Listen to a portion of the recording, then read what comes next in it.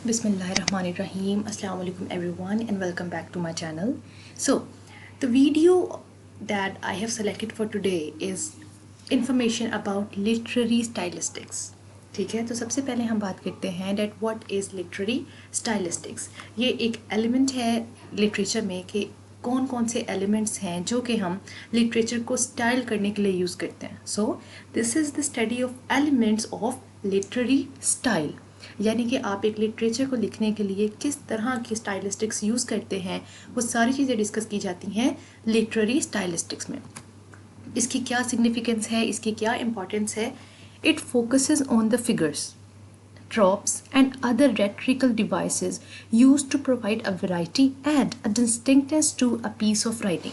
यानी कि आप अपने राइटिंग स्टाइल को डिस्टिंक्ट बनाने के लिए, उसको वैरायटी में बनाने के लिए जो स्टाइल्स यूज़ करते हैं डेट आर लिटरेरी स्टाइलिस्टिक्स. तो अब हम बात करते हैं एलिमेंट्स की. अब दो तरह के एलिमेंट्स हैं, एक बिग पिक्चर एलिमेंट्स हैं और एक लाइन बाय लाइन एलिमेंट्स हैं. अब हम इनको देखते हैं. सबसे पहले बिग पिक्चर एलिमेंट को. सो they are character development, dialogue, foreshadowing, form, imagery, irony, juxtaposition, pacing, point of view, structure, symbolism, theme, tone and mood. इन सबको हम बारी बारी डिस्कस करेंगे कि ये हैं क्या. और लाइन बाय लाइन एलिमेंट्स हमारे पास हैं alliteration, assonance, colloquialisms, diction, jargon, metaphor, repetition, rhyme, rhythm, sentence variety and syntax. इनमें से काफ़ी चीज़ें ऐसी हैं जो कि मैं अपनी प्रीवियस वीडियोस में डिस्कस कर चुकी हूँ. जैसे alliteration is the repetition of the words in a sentence, metaphor, repetition, rhyme, rhythm, ये सब चीज़ें हम डिस्कस कर चुके हैं. So let's start with the big picture elements of literary styles. Number one we are going to study is character development.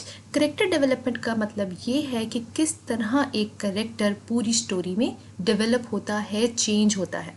जैसे कि अगर मैं ग्रेट एक्सपेक्टेशंस की एग्जांपल लूँ जो कि चार्ल्स डिकन ने लिखा है, उसमें किस तरह पिप की चाइल्डहुड से लेकर उसकी eight the end of the novel जो उसकी ग्रोथ होती है, उसमें चेंजेस आते हैं. That is character development. कि एक जो ऑथर है वो किस तरह से अपने करेक्टर को अपनी स्टोरी में डेवलप कर रहा है. Next we have foreshadowing. Foreshadowing का मतलब ये है जिस तरह हम ड्रामास के एंड पे प्रोमो दे देते हैं ना कि नेक्स्ट एपिसोड में ये होने वाला है, इसी तरह राइटिंग में आप एक हिंट ड्रॉप कर देते हो कि बाद में ये काम होने वाला है, this is going to happen next. इसको हम कहते हैं foreshadowing. For example, he had no idea of the disastrous chain of events to follow. यानी कि उसको पता ही नहीं था कि अब उसके आगे कितनी मुश्किलात आने वाली हैं. तो ये रीडर को एक क्लू देता है कि फर्दर इसमें ट्विस्ट आने वाला है, कोई कम्प्लेक्सिटी आने वाली है. Okay, so next we have form. Form का मतलब है कि किस शक्ल में आपने अपनी राइटिंग लिखी है, किस तरीके से. फॉर एग्जाम्पल, वो पोइट्री में हो सकती है, प्रोज में हो सकती है, ड्रामा में हो सकती है या short story, sonnet. There are many forms. जैसे जेन ऑस्टन ने जो अपना नॉवल लिखा है प्राइड एंड प्रेजुडिस, उसको उसने एपिस्टोलरी फॉर्म में लिखा है. ये वो फॉर्म है लाइक लेटर्स लिखकर इसने लिखा है. अगर आप इस नॉवल को पढ़ेंगे तो आपको पता लगेगा कि लेटर्स बहुत यूज़ किए गए हैं इसमें, और at that time it was very popular. ठीक है, तो देयर आर मेनी फॉर्म्स कि आप उसको नॉवल फॉर्म में लिखते हो, प्रोज फॉर्म में लिखते हो या पोइट्री फॉर्म में लिखते हो. तो next we have imagery. Imagery का मतलब है कि आप ऐसे सीन्स, ऐसे आइटम्स को प्रेजेंट करो जो कि डिस्क्रिप्टिव वर्ड से हों.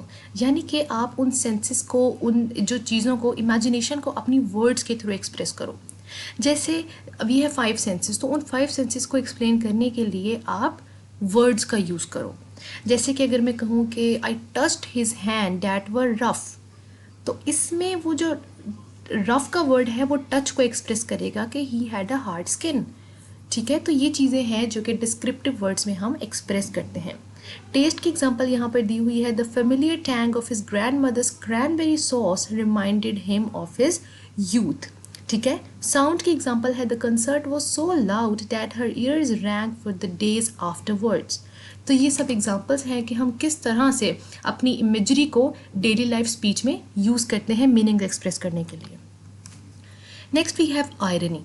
आयरनी का मतलब होता है किसी चीज़ की ओपोजिशन, यानी कि आप in a sense of you can say criticism, या उस चीज़ को ऑपोजिट वे में बताना, तंजिया किसी चीज़ को बयान करना इज़ आयरनी. जैसे मैं कहूँ कि कितना व्हाट अ प्लेजेंट डे, जबकि बाहर फुल तेज़ धूप निकली हो, तो ये दिस इज़ आयरनी, ये वर्बल आयरनी है, ठीक है. When it is raining heavily and you say what a pleasant day. Dramatic irony is another, ठीक है. Situational irony is there, situational irony is there are many examples of irony, so you can read them from the screen. तो ये चीज़ें हैं कि आप किसी चीज़ की ओपोजिशन बताने के लिए या तंज़िया अंदाज में किसी चीज़ को बयान करने के लिए इस्तेमाल करो. That style is irony. Next we have juxtaposition. Juxtaposition हमारे पास ऐसी एक टेक्निक है जिसके थ्रू हम दो एलिमेंट्स को आपस में कंट्रास्ट करते हैं, कंपेयर करते हैं. यानी कि अगर आप टेल ऑफ टू सिटीज़ पढ़ें तो उसकी जो स्टार्टिंग पैराग्राफ है उसमें उसने उसी टाइम को दो तरीक़ों से बयान किया हुआ है. It was the best of times and it was the worst of times. It was the age of wisdom and it was the age of foolishness. यानी कि एक तरह पर वो एक अच्छा भी है, बुरा भी है, फिर अक्लमंदी भी है और बेवकूफ़ी भी है. तो ये वो चीज़ है कि दो एलिमेंट्स को इकट्ठा रखना, उनको कंपेयर भी करना एंड देन कंट्रास्ट भी करना. That is juxtapositioning. तो अब हम नेक्स्ट बात करते हैं मूड की. मूड क्या है? Attitude of a behaviour, attitude of a narrator. यानी किस अंदाज में उसने एटमॉस्फेयर को, इन्वायरमेंट को एक्सप्रेस किया है अपनी राइटिंग में. That is the mood off the narrator. यानी कि अगर आप प्राइड एंड प्रेजुडिस पढ़ लें तो वो बड़ा ही एक आयरॉनिकल, सरकास्टिक सा नॉवल आपको लगेगा, ठीक है. चार्ल्स डिकन का पिकविक पेपर्स आप पढ़ लें तो वो आपको बड़ा ही काम और एक पीसफुल मेथड मूड मिलेगा कि कितने अच्छे इन्वायरमेंट में ये नॉवल लिखा गया. तो mood is something that is expressed by the narrator according to his or her attitude. Next we have pacing. Pacing अब ये होता है कि आप किस तरह सीक्वेंसेस को यूज़ करके अपनी स्टोरी को अनफोल्ड करते हो. यानी कि पहले आप अगर सस्पेंस क्रिएट कर रहे हो तो किस तरह आप उस सस्पेंस को अनफोल्ड करते हो, उसको सीक्वेंसेस में लाकर उसको डिफरेंट पेस पर लेकर आते हो ताकि आपकी जो ऑडियंस है वो इंगेज्ड रहे. बहुत से ऐसे नॉवेल्स हैं कि अगर हम उनको रीड करें तो we get bored at some time. लेकिन वो नॉवेल्स जिनमें चैप्टर्स बहुत क्विकली मूव कर रहे होते हैं और हम उसको आराम से एक अच्छे पेस में, एक अच्छे सीक्वेंस में रीड कर रहे होते हैं, तो एक टेंशन बनी रहती है स्टोरी में. जिस तरह अगर किसी ने वो पढ़ा है द 40 रूल्स ऑफ लव, तो वो पढ़ के अंदाज़ा होता है कि there is a tension that is holding the whole story, और आप उसको और पढ़ते हो, ऑडियंस इंगेज रहती है. तो pacing is a technique that how quickly the narration unfolds. ठीक है, तो pacing बहुत important element है किसी भी writing का. Next we have the point of view. Point of view का मतलब है perspective, यानी कि नरेटर किस तरह से बात कर रहा है. फर्स्ट पर्सन है, थर्ड पर्सन है, किस तरह से पॉइंट ऑफ व्यू है नरेटर का. जैसे कि अगर प्राइड एंड प्रेजुडिस की मैं बात करूं तो वो थर्ड पर्सन नरेटर शो किया हुआ है, सही है. और अगर मैं ग्रेट एक्सपेक्टेशंस की बात करूं तो वो फर्स्ट पर्सन नरेटर है कि वो जो पिप खुद अपनी स्टोरी को एक्सप्रेस कर रहा है.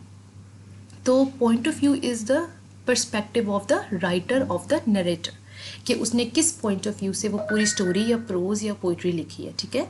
Next we have the structure. Structure is something that how the story, how the writing piece is structurised and organised. किस तरह उसको स्ट्रक्चर्ड किया गया है, किस तरह वो स्टोरी बयान की गई है.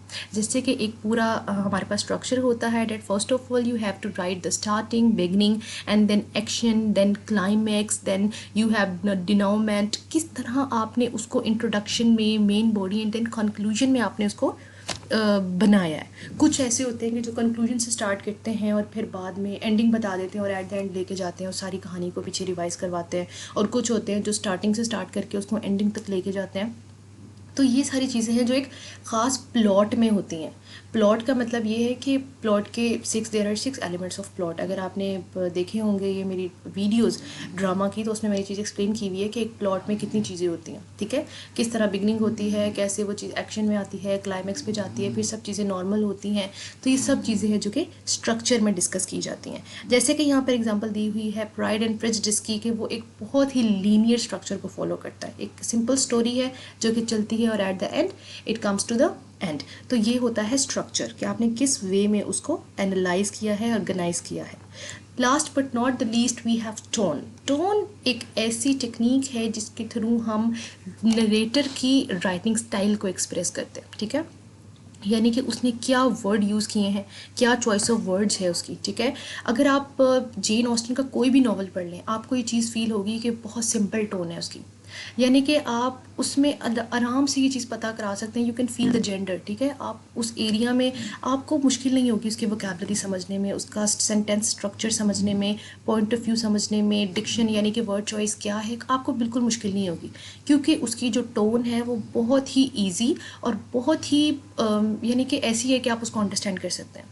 तो टोन एक्सप्रेस करती है कि राइटर ने किस तरह से सेंटेंस यूज़ किया है, उसका पॉइंट ऑफ व्यू क्या है, what is the diction, what is the choice of words, किस तरह फॉर्मेलिटी का लेवल यूज़ किया है राइटिंग में। तो ये सारी चीज़ें एक्सप्रेस की जाती हैं थ्रू द टोन। तो we have discussed all the big picture elements of the literary stylistics, and I hope that this topic is clear to you. So thank you so much.